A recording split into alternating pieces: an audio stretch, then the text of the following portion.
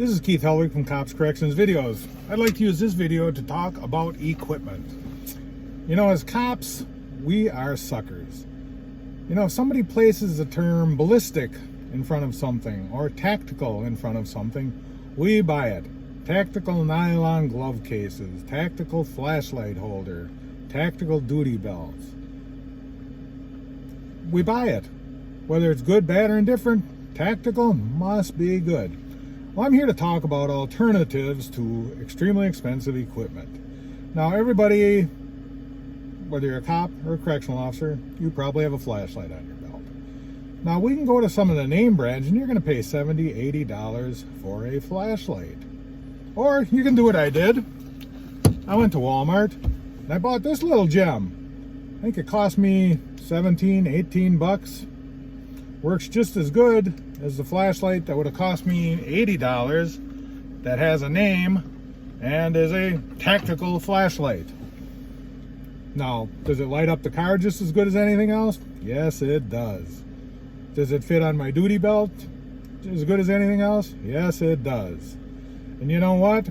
I used the $60 or so I saved to buy things maybe I wanted, like extra ammunition or maybe an extra magazine for my Glock. Sometimes you just come out ahead. Now, another thing I was looking for, because I work nights sometimes and I'm working in remote counties or remote areas of the county, back up 15, 20 minutes away if I'm lucky, I wanted to get a light that would give me hands-free, something I could put on my shoulder. So I went down to one of the local police supply shops in Milwaukee, and they showed me some really fantastic lights they had. They were $80, $90. They went on there. They were 500 lumens, the whole works. But like I say, they were $80 or $90. Well, you know what? I'm an old fart. I'm a cheapskate. I wasn't going to spend $80, $90. So once again, I went off to Walmart. And I'm looking through their sporting goods section, and guess what I found? I found a light that mounts on my shoulder strap. The price? It was ridiculous, the price. They wanted $80, $90 for a tactical shoulder light. Tactical, mind you, so that must mean it's a lot better. This light cost me $1 single. Okay, so it's not going to last as long. All right, well, I can buy 80 of these lights without having to worry about it and still break even. It still illuminates the interior of any car that I approach. It still does the job. Other equipment. If you look over to my right, you're going to see a pink HP printer that the chief set up in our car. Now, we're a small department. We don't have the money for a lot of the fancy printers or whatever. This one's hardwired into the computer, prints things out on a single sheet of paper, prints the citations out on a single sheet of paper. Now, we could go down and we could buy one of the fancy thermal printers for our squad car, and I don't know the price, but I'm willing to bet they're probably $500, $600. Or we can get an HP printer for $39.95 down at Staples, and we can buy ink cartridges for it every couple of months, and it works just fine. Plus, it's pink. I guess it helps me to get in touch with my feminine side when I look at it. Now, you're going to notice behind me, there's the good old trusty 12-gauge shotgun and the good old AR-15. Now, that's a Remington 870, and the AR-15 is a Colt. Both great brands. The other department I work at, we have a Mossberg shotgun. 12 gauge, and I'll tell you what, that 12 gauge from a Mossberg is going to hurt every bit as much as a 12 gauge from a Remington. We have a Colt here. We have a DPMS there.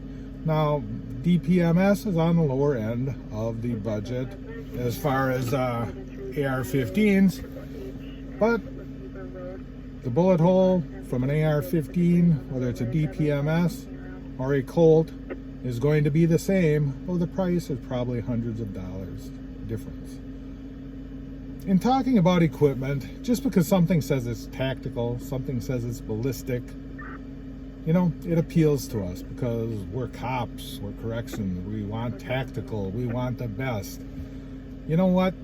Sometimes you're buying a name, and a name is all you're buying. Buy equipment that works for you. Buy good equipment for you. Now, I would never send an officer out with a High Point, Jennings as a backup gun, any of that kind of crap. If your life depends on it, make sure that it works. Now, my life may depend on my shotgun. My life may depend on my rifle. It doesn't matter whether it's a Mossberg or whether it's a Remington, whether it's a DPMS, or whether it's a Colt.